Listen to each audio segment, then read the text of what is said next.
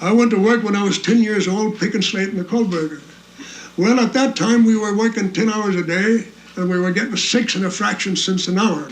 Well, we breaker boys, we'd have our feet in the chute, and we'd be picking the slate out. Well, the breaker boss would sneak up behind us, and if he'd see a piece of slate coming through, he'd pick up the slate and hit you in the back with it, and hit you hard. And he'd say, pick that slate out, you know. Well, they used to abuse us, actually. Well, finally, we got to a stage where we figured that, well, we was going to strike. That was when I learned my first real political lesson about what happens when you take a position against the coal operators, against the capitalists. Well, the first thing that happened, the union officials came to us and told us that we'd have to go back to work, that we were violating the agreement. We said, to hell with the agreement. We're going to stay out and strike until we get our demands. Well, then the politicians began visiting us and putting pressure on us. Then the parish priest.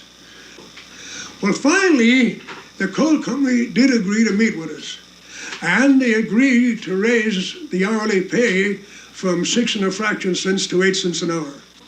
So we thought we got big concessions. Today, that wouldn't mean anything. That's only peanuts. But it meant a whole lot to us in our paycheck at that period. Well, this was my first lesson that if you stuck to yourself, stuck to your organization, and stuck together in solidarity, you could defeat them. Besides that, I learned that the politicians worked with the coal companies. I found out that the union officials were working with the coal companies. I also found out that the Catholic hierarchy was working with the coal officials. Here was a combination of the whole thing, you see, that you had to bump up against the whole combination of them. When the coal and iron police would find out who was trying to instigate a union, well, they'd abuse them. The miners figured, well, the only way they could fight back was to abuse them, pay them for what they was doing. So they began to use then violence in retaliation of the violence that was being used against them. This kind of a struggle went on to such a degree that there was many of the mine foremen getting killed. There was many of the police getting killed, and of course there was many miners getting killed. And it was a regular guerrilla warfare.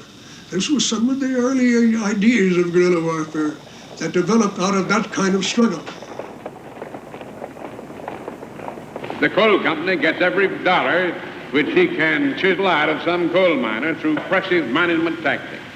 So why wouldn't the coal operators be satisfied?